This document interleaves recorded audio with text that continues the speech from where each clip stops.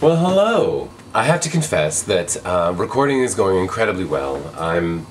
Don't think I've ever been this excited about laying down my songs in a finalized way ever before.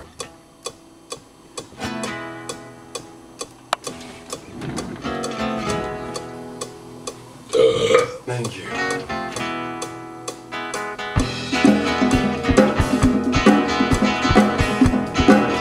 Now it's a party. People often ask me, they stop me in the street, how do you come up with those songs? I'd like to take this opportunity, a moment to address that. I actually summoned some of the guys who play in the Kelly Girls to write with me. The last album, We Love You, but Not As Much As We Love Ourselves, I wrote primarily on my own. I think I needed to prove that I could do that. But this time, I honestly found myself in a little bit of a rut after we had finished touring the UK last year, and I didn't really know what to do as far as writing was concerned. And then I got a lovely letter from the Toronto Arts Council saying that I had received a grant for creation of a new body of work, and I was like, well, Jesus, I better start writing something. And the first couple of songs that I brought in, I do remember quite well, were Come On Boys, Chest Full of Love, and Big Heart, Big Tears. Those three came to me rather quickly in a succession, and shortly thereafter I got money from the Canadian Arts Council, which was amazing and mind-blowing, and I realized that I really wanted to see this idea that I had pitched in both of these grants of a conceptual album inspired by Latin music. I summoned Yeshua first, who plays guitar for me. His classical training and approach to playing became paramount in fleshing out this album. Our union and working on and stuff together was incredible, incredibly fruitful. There are a couple of songs, 2 or 3, that aren't going to make it onto this album because they're fantastic. 2 or 3 that are fantastic. There are several that are just like, you know, crap that I threw out.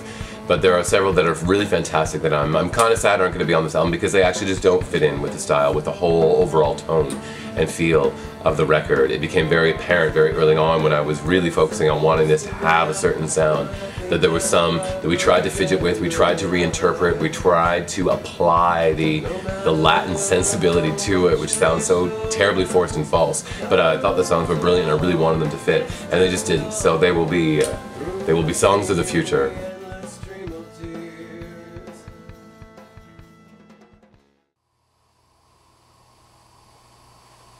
Better.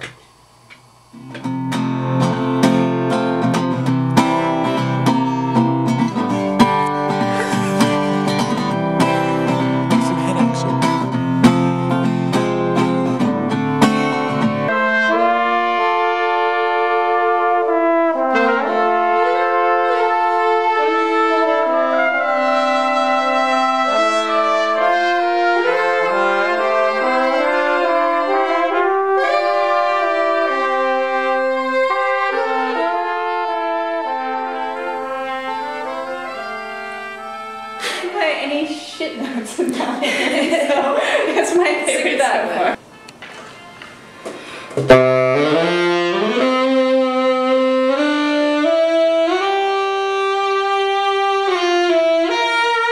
shit.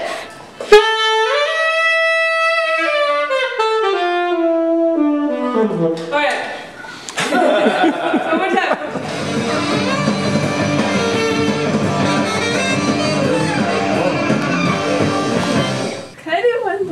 Oh goodness. No. Oh my goodness, me! Come on. We all get... Oh, you've got like 4 of them there. No. I give her one more. Alright, quickly. I got like 30. It's been going pretty well, I gotta say that. But once we get to punching in the solos, everybody's a little bit too bad, myself included. Also don't want to like screw around too much on a take, right? Because you want to be in there all day holding up everybody else. Right. But yeah, no, it's very cool. Like the band sounds great. Yes, I'm very excited to hear this. So here we are at Central Audio with Rob Sanzo, my goth daddy. Recovering goth. Recovering goth. He's been in therapy Not for all that black. for a while. Really? Oh my God, you have red on. Red. Don't be fooled by the rocks that I got. I'm still Kelly from the back. You know what I mean? If we cannot make babies, maybe we can make some time. This is Troy. Hello, darling. We're singing Erotic City together on the album. Troy and I kind of came to the table under the guise that I wanted us to write something together. It was all under several umbrellas, and you know, this, I needed to feel this Latin sort of thing, and I wanted it to be a duet, and I wanted us to actually write the music and the lyrics together. It's fabulous! Fabulous! And then we tried to write a couple of songs together, but we're both very headstrong individuals. And that was that what happened? I missed the memo on that.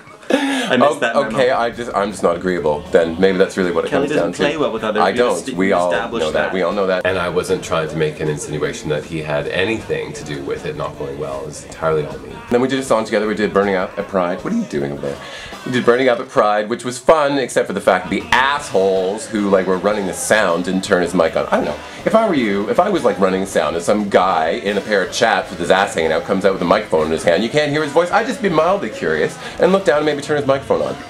So Rob has basically engineered almost everything I've ever done back to like the very first My Dear Heretic album. Do you remember that? We go way back. Way back. It was so far back. It was that place on Ossington in Dundas. Right. All 3 Mercury Burn albums, and has done all 3 Kelly Girls albums now. And Signal to Noise, Sad, Gone. Sad, Gone, Forever. May It Rest in Peace. Give us some big names. Hold on. NC-17 by Treble Charger. That was like your first big break, That's right? That was the first big one. Ramone. Dee Ramone. Last solo. Yeah. Give me some other names. Who else? Who else? Robin Black. I said some names. But Give me some names, not some like cross-eyed, wispy little midgets. Not some. I want some names here, Sansa. He's a wrestler now. Yeah, right. I could still snap him in half. I saw an interview with her once where like every second phrase was, you know what I mean? I was doing this record, I worked really hard. You know what it means? Like, I'm fucking speaking pig Latin, lady. Your city's on fire! The air guitar is just too much for Kelly to handle. Or Ace. Wasn't expecting that.